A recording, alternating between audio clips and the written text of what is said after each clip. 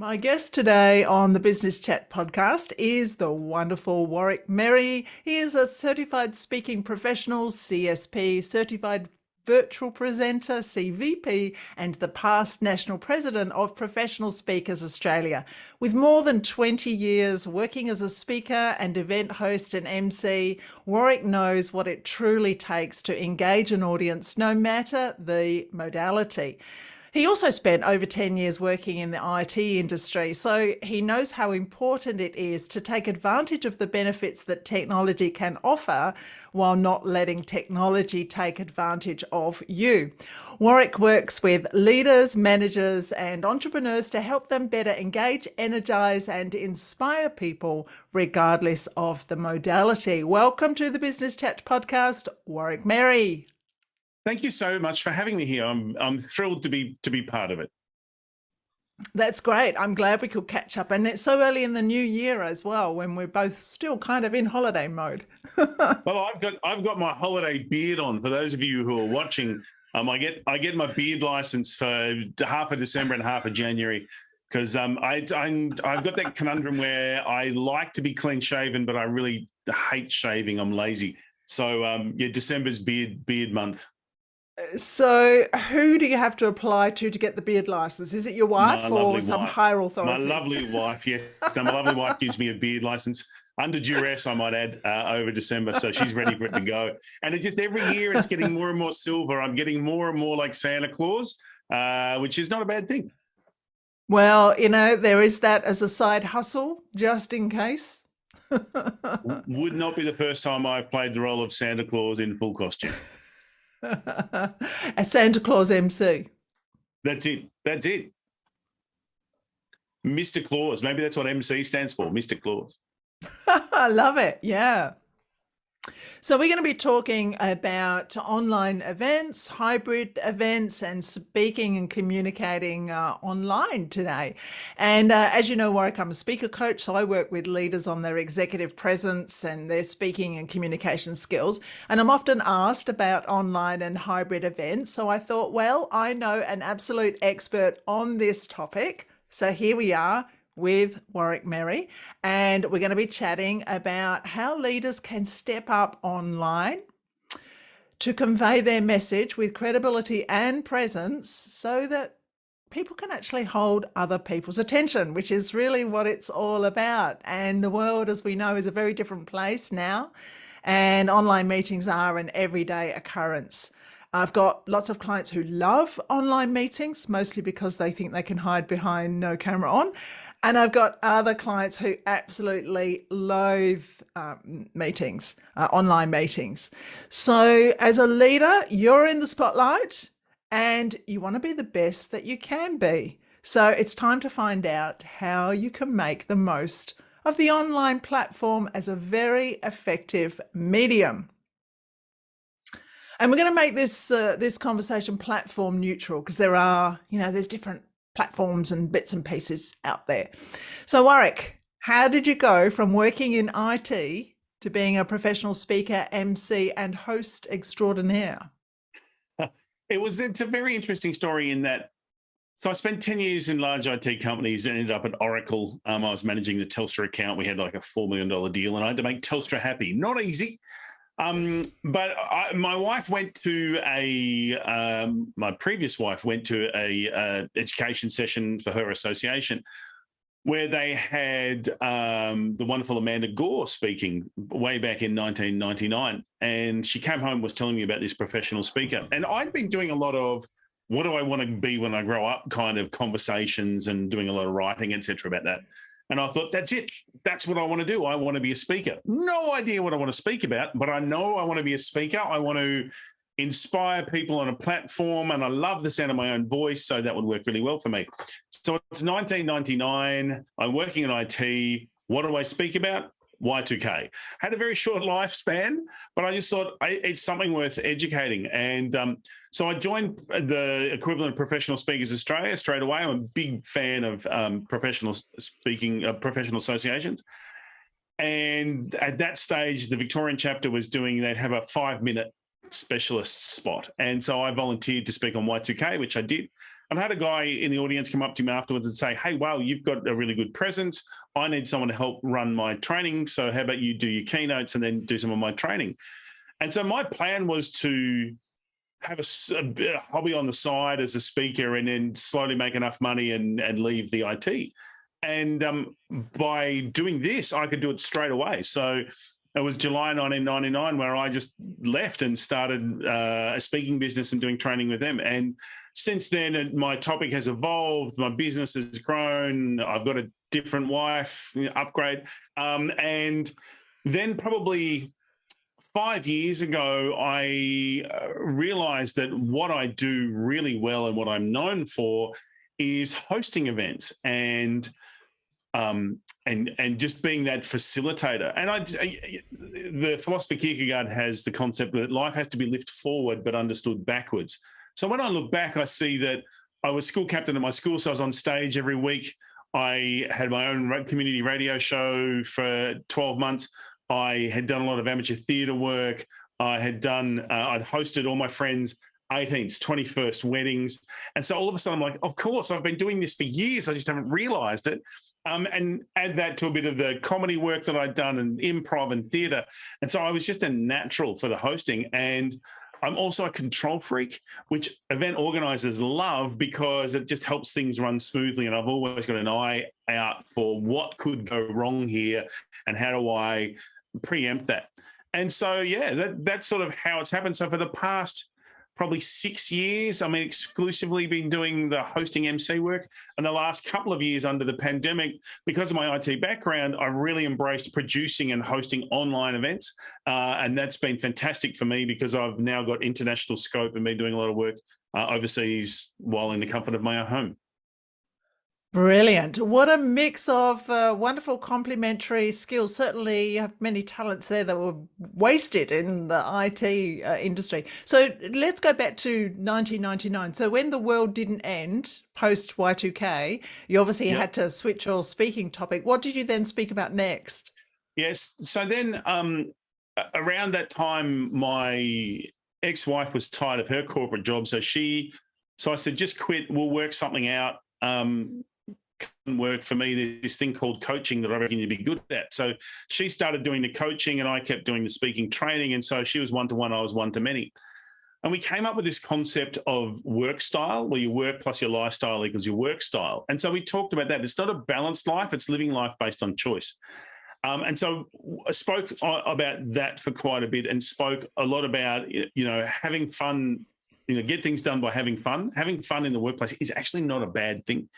And there's still remnants of that through some of the work that I do today. So that work style evolved. And then when we separated and I left the business, et cetera, I had to start again.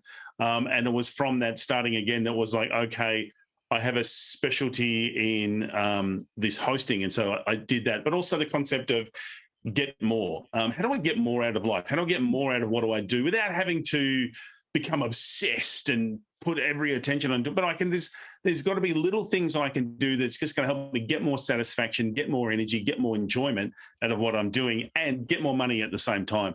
And so there was a few little things that I worked at along that path, but it's the hosting where I've really shone and that it continues to be that demand. And now that producing as well, so that other people can just say, well, I'll just get up and say my thing. I've got someone else to host it, someone else to press all the buttons and make it all work, so I don't have to worry about the tech. That's what we want. We want the peace of mind for sure. And what I really admire about you, Warwick, you've got amazing skills, but when we were hit with the pandemic and the professional speaking world, we lost our gigs and we were wondering what on earth we're going to do. You certainly helped us all to get more because you jumped into a service mindset, and you have been helping and educating and advocating and really making a massive difference. And you got recognised for this work recently. Tell us about your award. Yeah, so I'm thrilled. I was nominated for and the recipient of the Global Outstanding Entrepreneurs Award from the Global Entrepreneurs Institute. Based on the work that I've done in the speaking industry, because, look, the they just died. The industry just died very, very quickly. And my approach was, and I would say to people, and senior speakers too, I would say to them, you need to get better. You've got to get better. And that would be the message. If you get nothing else, any of your listeners or viewers today, my message to you is quite simply, get better. What you're doing might be okay, but it's only going to be okay for so long. You need to get better. You need to have your camera on. You need to be staring down the barrel of the camera and being able to engage, even if you're the only person in the room, and feel okay with that. You need to be able to give energy. So what I did was, helped other people with a whole lot of skill sets around using the likes of Zoom and A10 Mini Pros and Stream Deck, lots of the different tech, but also and mainly the people skills. So I was nominated by someone, I still don't know who, and I got a phone call from the Institute who said, look, you've been nominated. I'm like, oh, I'm not an entrepreneur. I work for myself. How does that work? No, in the professional and not-for-profits, you've been nominated. So I submitted, and if anyone who's been nominated for an award knows, it's not just beauty, thanks very much. You've got to fill out all these forms and paperwork and stuff. But I thought, well, this will be good. And I was blown away when I was the recipient of the award. Now, originally I thought, this is a lovely award. But the more I look at the award and see some of the people who've won it, it's actually something quite significant. Other people have won it from like 3M and Norwich University and some other prestigious Nestle was someone else, so some prestigious organisations. So I'm actually very honoured and thrilled to have been the recipient of the award. And I'm a big believer in a rising tide floats all boats. And so when I'm being of service wasn't because I saw it as a different way of making money or how can I take advantage of it. It was just we all need a bit of help here, and the better everyone gets, the better our industry will be. And I think that message of get better, I think, is just something that's so important for us to look at. Yeah. And it's the little things. It really is. If you look at so many of the meetings that we do online are boring, so deadly boring. And so it doesn't take much to lift them just a little bit. And all you've got to do is just lift yours just a little bit, and other people will rise to the top as well. Yeah, absolutely agree. Such valid points there, Warwick, and congratulations again on your award. Now, for those who are watching, you'll see that we look sort of bright and light, and hopefully we're sounding sort of crisp and bright as well. But we use our voice for a living. We are pro speakers, podcasters. We do voice work, but it doesn't have to be too technical. And I think you made a good point there that yes, we have to get better. And I think most people know that, but we can get caught in the overwhelm. And we've all seen the, next shiny new thing, or you've got to have the all singing, dancing, bells and whistles and rah, rah, rah. And you don't. You can get all that if you want to. And so often what happens is people then get overwhelmed, and so they do nothing, which is not what we want. And even if it's, like you said, very simple, staring down the barrel, we've all got quite an intimate connection now with our little round webcam that sits on the top of our computer. I downloaded a big emoji, like I've got a big smiley yellow emoji that's directly behind, just in case I forget that I'm looking into somebody's eyes there. So let's talk about... Another thing, just on the smiley face, another thing I tell people to do is get a Post-it note and write, look here, and point an arrow and stick it just under the camera. And it's so important to know that, because it's very easy to look to the people on your screen. And as I'm doing that now, as I'm looking at you, and what the viewers are seeing is my bald head, and that's not an ideal perspective. So looking down the barrel of the camera gives me that eye-to-eye contact, which just helps so much. So sorry, back to your questions. Yeah, so we're going to talk about some of the main focus areas that you can share for leaders to help them to show up in the best way possible when they are online. So let me start with what I call the Holy Trinity. And so the Holy Trinity is quite simply this. You've got to get your lighting right. Now, that doesn't mean you need to get three-point lighting and professional lighting stuff, but at least make sure that you're lit well in the room. If you're working from your home office, you'll have windows there. Don't have a window behind you. That'll cause you to be backlit, so you'll look like you're a dodgy person on a current affair. You'll be all blacked out. You need to have some of the light in your face. For me personally, in my room here, I've got just a standard bedroom is my office, my studio is my spare bedroom. So I've just got a standard light on the ceiling, which has a diffuser on it. It's like a normal house light, but it gives me a nice spread. I have a light behind me that is a colored LED that I can change the color of, just in a box. It was a lamp in the spare room, so I just got that lamp, and that gives a nice outline behind me. And I have bought a small LED light in the top left corner that gives me a bit of bright light, and I've got a window coming in the side. Now, my theory is use what you've got. You might have a lamp that you want to have in front of you. Make sure the light is spread. Some baking paper is brilliant for that, because no matter it's fireproof. So no matter how hot the bulb gets, it's not going to burst into flame. You can also use A4 paper or a pillow slip, but just make sure it doesn't get too hot. Sometimes you'll have some of the LED lights can be very bright. Some of the ring lights will give you these nasty sort of circles in your eyes, like you're a bit possessed. So just make sure that you're taking that into account. And if you've got glasses, good luck. You're going to have to angle your lights and your frames and whatever you need to do. But get the lighting right. We need to be able to see you clearly. So that's an important thing.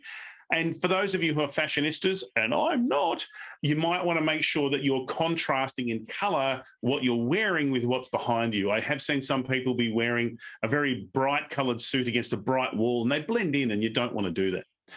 The second thing is composition. And by composition, I'm considering, how does the screen look? What's the shot look like?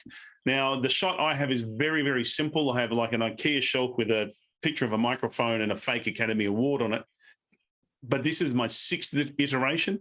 I did have bookshelves, but people were starting to tilt their head and have a look at what was on the bookshelf, so I stopped doing that. And it was a bit cluttered. And the light I use is coloured, so I can change it. It's a very simple. But I find my head is always near the top of the screen in terms of what you look. It's not in the centre and it's not in the bottom third. It's right at the top. And at the moment, I'm off to one side because I've got a graphic on the screen, but typically I'm centred. So it's a nice, easy, relatable composition. If you want more advice on that, newsreaders. Look at newsreaders. They get their composition right all the time because, they've got directors and cameramen and camera people. But yeah, late night talk show hosts, they get really good composition. And finally, but most importantly, is sound. You've got to get your sound right. People will put up with dodgy looks. They'll put up with dodgy lighting. They will not put up with dodgy sound. So make sure your sound works. Now, it's not necessarily about your microphone. It can be around the room. If you're in a swish whiz bang new house and you're in your kitchen and you've got tile floors and plain walls and lots of glass, you will have an echo problem. So sometimes just putting a couple of rugs down, maybe it's wrapping, just having a doona on a stand around you can absorb some of the sound. I know for me in my spare room, my studio, I keep my cupboard door open because I've got all my suits and clothes in there, and that absorbs a lot of sound. So it's more about the room than the microphone. And you want to make sure you're looking at the microphone. I use a shotgun microphone, so it's not in shot. You don't see it, but it picks up my voice pretty well. I'm a muso, so I already had quite a few different microphones. So I just used the one that I already had, and I've been able to get a cable to connect it to my computer. But it's just to have a look at what you do. Some people, the AirPods are good for listening, not so good for the microphone. The mics on the AirPods aren't that flash, so just be aware. I'm a big fan of Rode equipment. It's really good, and I've got a lot of Rode gear. I've had a couple of issues, and they've just replaced it. So I love the fact they stand up for it. So that's the Holy Trinity: lights, composition, sound. Now, getting the Holy Trinity right doesn't put you miles ahead, but it stops you from having any negative impact from not having those right things. Yeah. So if you combine that Holy Trinity to looking down the barrel of the camera, you are miles ahead of the competition. Definitely. Couldn't agree more. I'm a huge fan of Rode. You can see my microphone. It's not out of shot right here, and love their products. And I use the AirPod for the sound part, not the microphone part. I think it's always good to separate them. And sometimes I say to my clients, look, if you probably don't need a fancy mic to do your general in-office interviews, some of those headsets are not too bad when you just, okay, you've got to wear a headset and you look like a little bit, like you got a headset on, but that's okay because people can hear you. And lots of people have got no option but to do online meetings at their desk in their shared office in their little cubicle. So you've got to Yeah. work with what you have. But I would still rather see somebody's face, even if they're in their office with people walking around the background, than not see them at all. And I think that Definitely. it can just be little things. I mean, tidy up what's in the background. And they have guests every night on like The Project and Channel 9 and Channel 7. I'm always horrified by the fact that you can see all sorts and they haven't even thought to just have a little bit of a tidy up before they've gone on national TV. And so many guests have been caught out on events like that. There was one, I think it was an Olympian that they were talking to, who had a not suitable for work kind of attachment sitting on a bookshelf behind them. There's been so many things. And again, this is that shot composition. Make sure you look at everything that can be seen. I got to tell you, out of shot right now for me, I've got a whole lot of crap just pushed to one side, but it's not in shot. So as far as you're concerned, it doesn't exist. So it is about making sure you've got that composition nice. And again, even if you're working at your desk, you can set things up. If you just angle your monitor a little bit just to set it up, it can make a world of difference. And it's trying to get rid of distractions. And that's why I've just got a very minimalist background with those two items, because they're pretty much on brand. One's a bit funny. I get a lot of people asking me about that Academy Award, which was for going to a fancy dress party. But it's a bit of fun, which is on brand for me. Whereas other people, and I've spoken recently to a person who's an image consultant for people's Zoom setup, and she talks about having the parallel lines of the paintings and the plants and blah, blah, blah. And she does some great work, but it's not for me, so you've got to pick and choose what's going to work for you. But no matter your environment, you can always tweak it so that there's less distraction, so people are focusing on you. And I'm with you with camera on. I don't think I've ever been to a session where I've turned my camera off. Now, I might have turned it, because to me, if your camera's off and you're muted, that means you're not taking part. So for me, it's like camera on means that you're part of this and you're engaged and you're with it. So it's very hard for a facilitator or for a leader to communicate to a team which aren't really taking part in this. Because with the technology, it's your biggest competitor is like Facebook and email. Because, I can have you on one screen and my email on the other. And if I'm doing one of those things, I'm not listening to you. So it is about trying to hold their attention without saying, "Oh, turn your camera on. Oh, focus on me." I don't know. If you're good enough, you won't need to say that. They will be with you. Yeah, yeah. You mentioned props and using what you've got and maybe sort of adapting with what's already in the room. For those who aren't watching but you're listening, I've got a blue wall behind me, which I nagged my husband to paint for me because he didn't think there was anything wrong with the cream wall, but it didn't make me look as good as it does with the blue wall. But you'll see I've got a guitar in the background. I don't play guitar, but there are 4 big white plugs on the wall there that just looked terrible. So the guitar was sitting around from when the kids played the guitar. So it sits there and it beautifully covers up those plugs. Yeah. It's simple stuff, right? It really is. And it can be just putting, pieces of art or equipment or stuff like you've done, and it works. It works. I would never have done. I actually saw the guitar there and I thought, oh, cool, she's got a guitar. It's great. Would never occurred to me that I'm hiding the plugs behind the guitar. Exactly. Look, online presenters, we've got a lot of secrets. A lot of tricks. Yeah, a lot of tricks. So there are times, Warwick, where we've got to step it up. We might be doing a really important meeting or a presentation that we've absolutely got to nail, or we've been asked to speak at a conference, and we don't want to do that in the office cubicle. So when would you recommend that people consider outsourcing or even going to a studio to have somebody take care of it all, so they've just got to turn up?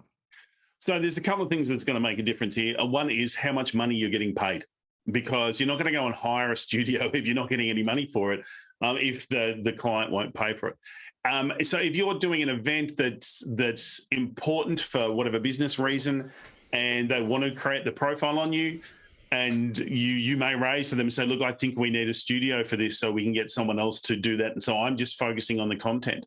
If it's for a certain conference event, they may even have a studio as part of that deal. I don't think there's a set of guidelines where you can always look at that.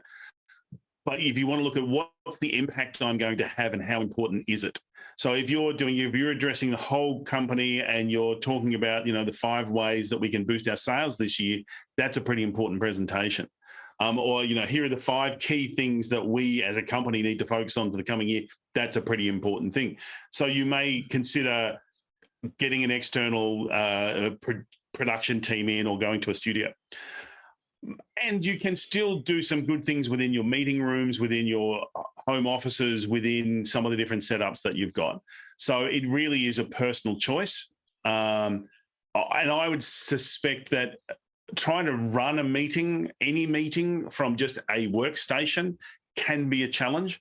So it wouldn't hurt that on certain occasions to book a meeting room. You're having a meeting. So if you just have a little bit more privacy, it'll give you a little bit more freedom. You might be able to set things up just a little bit more funky in a meeting room than you would at your desk. That's well worth considering.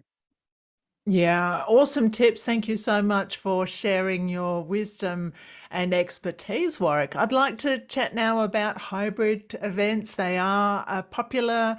They are here to stay. People who design and facilitate, like you and I, we often don't like them because the client thinks that it's exactly the same design and delivery as either face-to-face or online, but it's not. It's totally different. But for conferences, let's say an exec or leader who's listening out there has been asked to present at a conference, and there will be some people in the room and some people on the screen. What sort of things do we need to consider if we are the one who's speaking at a hybrid event? Yeah. So hybrid events, one term encapsulates so many different modalities, and they really are Frankenstein's monster in that they take the worst of every alternative and shove it together. True hybrid as for a conference is great, and it costs a lot of money. That's when you're talking about having a lot of people online and a lot of people in the room, and you've got professional cameras in the room who are broadcasting down on their online experience. And people who are online can interact with the people who are in the room via the app or some kind of chat function. And so everyone's included. And that's the key thing, inclusivity. Everyone has to be included.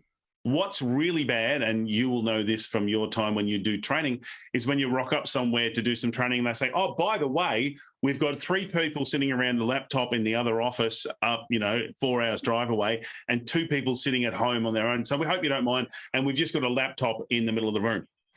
The challenge with that is audio. They're not going to hear you very well. You are definitely not going to hear them. You're not going to see the chat that's happening there. The people in the room aren't going to know what's going on online. And so all of a sudden you're ending up having 5 different experiences at the one event. Everyone has to be included. And so you have to be able to understand, you have to be able to work at it in a way where if you're presenting, you need to be able to include and reference the people who are online. So you need at times to be able to stare down that barrel of the camera and talk to only the people online. And then you need to be able to speak to the people in the room. And you need to understand that often you might have, say, 50 people in the room, but you might have 500 people online. So you need to spend more time online because that's where more people are, even though the people in the room, because that's the most immediate, that's what you want to do. So it's a real challenge. And if it is a small team where you've got, say, 10 people, 5 in the room, 3 at one laptop and the other 2 are online, I have to tell you, you're better off if you say to everyone, go back to your own computers. We're all going to do this completely online. The engagement is far better. The enjoyment is far better. The organization is far easier. So my thing is, unless you're going true full-on hybrid, do it all online. Those bits in the middle, it's not inclusive. Things will get lost. The people online will be very dissatisfied because it's not a very good experience. The people face-to-face will also be dissatisfied. It's not a good experience. And so you end up doing, for want of a more technical term, a half-assed event that no one is happy with. So you're better off going full online or full hybrid, which is really expensive. So stay the online. Yeah. That would be my That is advice. so true. I love that. Yeah. I love that. That's awesome. And, I teach leader storytelling. And so my workshops are really interactive, and I've got lots of props and cards and all sorts come out of the story bag. And if I've walked into the room and they've said that, oh, you know, 3 people couldn't fly down and they're online, I've got to rethink, because I'm not going to be getting out the props and the cards and the tools, because that means the people on the screen will miss out. So then Correct. everyone gets to miss out. I've got to adapt on the fly, which as pro speakers we can do, but it's not the ideal experience. But if somebody contacts me ahead of time and lets me know what's happening, then I can plan for that. And often that will cost more, because what I then need to do is I need to then get a box together and go off to Australia Post and package off to make sure that the people online have got the workbook and they have got the set of cards or prompts that we're going to be using. Yep. So when people think that online or hybrid is going to cost less, it's possibly going to cost more, correct? Yeah, very much so, very much so. And just the simple thing that a lot of speakers will do, they go, oh, around your table, talk about da, da, da, da, da. And so it's like, well, how do I get the people online to do that? You know, turn to the person next to you. They can't do it online unless you've planned it out and said, okay, well, we need to set up breakout rooms. We're going to be doing this, that, and the other. Yeah. But then how do you connect the people who are online with the people who are in the room? Now, you can do it. And there's a buddy system that I love where, you know, whoever's in the room, you look at your ratios. So you buddy them up with some people who are online, and it may be 1 to 2 or 1 to 3, however you need to do it, and use it through the app so that they can connect. And often at some of these experiences, you'll have people who are in face-to-face will sit in front of their laptop and be online as well, so they can participate in what's happening online as well as face-to-face. But for some of the events like you're talking about, you really do need a whole lot more planning for it. Yeah. And just the simple modality change between doing 100% face-to-face versus doing 100% online, even those need to be redesigned, because you want to take advantage of what each modality offers, and so it has to be different. And then to go to the hybrid model again, of a certain degree of hybridity. Well, whatever, we'll go with that. That's a good new word I've just made up, hybridity. A level of hybridness, it's just going to have to change yet again. And at the end of the day, it is about how do we make sure that everyone is getting the best possible experience here. And last minute, oh, hey, by the way, they're on the laptop, doesn't cut it.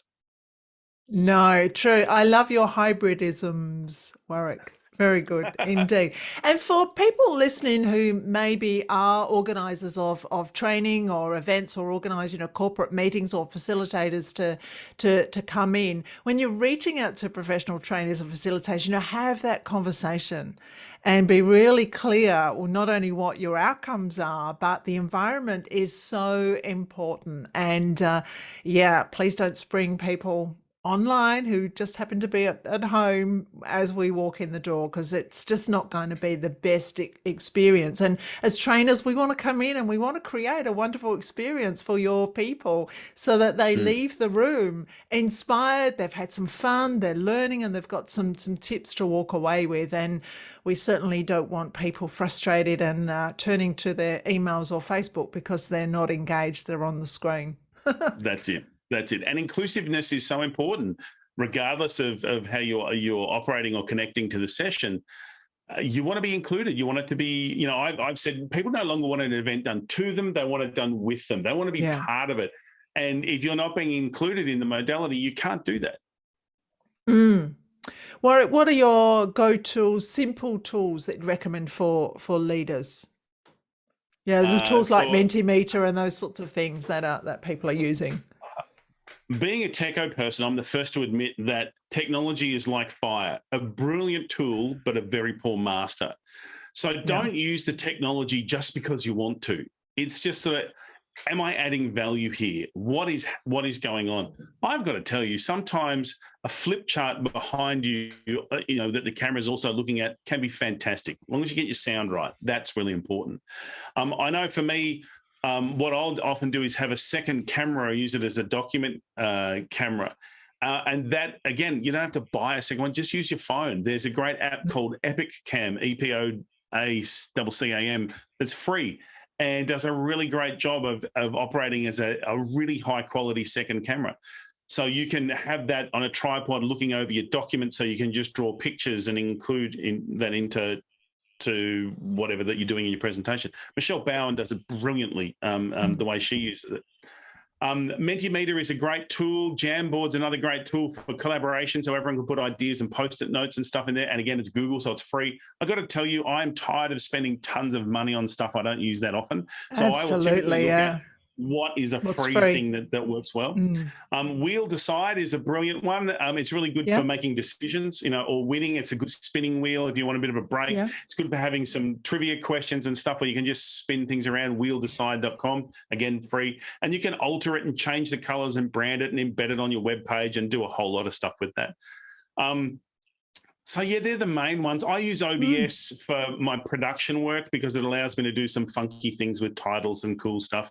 And there's a ton of resources on YouTube of how to use it. And I use that with a Stream Deck. It just makes my life easier. I can just press buttons like I did before, bringing up the Trinity. It's just a press of a button. It's one thing that's loaded. My little title comes up at the bottom and bounces along because I've got an overlay that's there and does its thing. You know, that's really cool. So, but they're the main things that I would use. And because it comes into my OBS and just gets shoved down the pipe, for one of a more technical term, it works with pretty much anything, be it Zoom or Teams or Adobe Connect or whatever it is that the organization uses. So it's important to try and be technologically independent so that you can do that. Yeah, and for those who are listening out there who are fellow Mac users, then you want the Ecamm product, which does exactly the same as the OBS. I've also got the Stream Deck, and I did an earlier episode with Julian Mather, who has been my video coach for some time now. Brilliant episode, so we'll pop that in the show notes as well. Smart but as you say, he is. There's so much information out there on YouTube. There's oh, the names escape me. What's her name? Leon will cut this bit out. She's a pretty American lady, Kat somebody. Do you follow her? Kat on YouTube. She's brilliant. She's absolutely brilliant. And she's super smart. So every time she teaches something, she does half of her tutorials are OBS, and then she stops and she moves into Ecamm. She does it both. Everything she does it both. Back to the podcast. That was an aside. Something else that I do, because I love graphic recording, is I'll just plug in my iPad directly into my computer. So that saves having the camera looking down on whatever you're drawing on. And the best way that I found to use the iPad as a drawing device when you are streaming is to make sure that your background is black, not white, because the white is just way too glary. So if you make it black and you use nice like neon colors when you're choosing your different colors, that also looks very effective. Thank you, Warwick, for sharing. I would say also the KISS principle applies. Keep it simple. And for the full KISS principle, keep it simple, sexy. So yeah, just keep it simple. Don't get too carried away with the tech, and practice and rehearse and look at what's comfortable for you. I think that's really important, because everyone's going to say, oh no, you must use blah, blah, blah. And it's just like, use what works for you, and less is more. Some of the best presentations I've seen is just a person staring down the barrel of the camera on their laptop and giving really good value content with a bit of fun and laughter, you know. So you don't need to have the tech. It's just where it advances your presentation and helps you with what's going on, then it's worthwhile looking at. Absolutely. Brilliant advice, Warwick. Thank you so much for sharing. Now you've got a resource that you would like to share with people. We'll mention that in a sec. Can we stop and we do the book and the thing first? Sorry about that. That's all right. Thank you, Warwick, for sharing such wonderful advice. I like to finish my podcast. I like to go back. Thank you for sharing, Warwick. I like to finish each episode with the same two questions for my guests. First question is, Warwick, can you share a quote or mantra that you live by? Yes, I did a workshop many years ago, which came up with the whole concept of life is empty and meaningless, and therefore it's up to us to put in the meaning to it. So I know it's very easy to get swept up in stuff. So everything has a choice. So everything has a cost. Every choice has a cost. So choose what you want, pay the price, and move on. And so that's helped me. Sometimes I get very stressed. I'm just like, oh no, but it has no meaning. It just is what it is, and I get to choose what I want to do and then move on. So I've found that very liberating for me. I do love quotes. There's tons of quotes that live in my head that just come out at different times. That Kierkegaard one of life has to be lived forward but understood backwards is a great one that I really enjoy. It doesn't help me at all, but I enjoy it when I can look back and go, so that's why I made that decision. But at the time I go, oh, what's the best? I don't know. So, Brilliant. Thanks. I like that quote. And a book that has had an impact on you, one that is evergreen that you refer to often, one that you think will be a great addition to anyone's bookshelf who might be listening. Yeah, look, I've read a whole lot of business books, and I have to be honest, I find them a little bit boring. But I read a lot of non-fiction, a lot of fiction and warriors and wizards and all that kind of stuff. And there is a lot of really good ethics and morals that come up in these. And there's a lot, and I think they've helped shaped me. I'm a big fan of Lord of the Rings and that kind of stuff. But there's a series that I really enjoyed called The Magician, and by Raymond E. Feist. And it is, yes, it's a fiction book. It doesn't have anything about business in it, but it talks about children, these two boys who grow up and really step into their potential. And some of the battles they fight along the way that they don't win, and that's just how life is. So if you need, and I think also there's a lot of people that I deal with who they're so busy working all the time, they forget that you're allowed to do more than just read business books. So I highly encourage you to check out The Magician. Just now, you must have a business book. Get More Inspiration by Warwick Merry is a fantastic book. Help you stay inspired. So The Magician, is that a series, Warwick? It's a series. There's many of them. You really only need to read the first three. The first three are more than enough. And the name of the author? Raymond E. Feist, F-E-I-S-T, I believe it is. I think you said that already. Awesome. I just wasn't listening.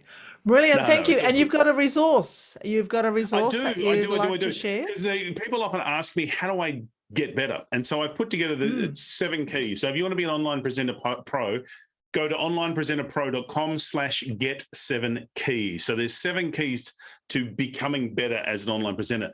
There's actually more for the online people. But I've also got there some PDFs, a companion piece to go with it to help you. And so, because some people just want to show me all the stuff, I don't have to watch the 20-minute video.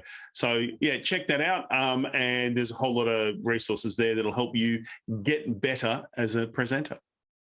Brilliant. Thank you so much for being my guest today on the Business Chat podcast, Warwick Merry. Absolute pleasure. Thanks so much for having me here.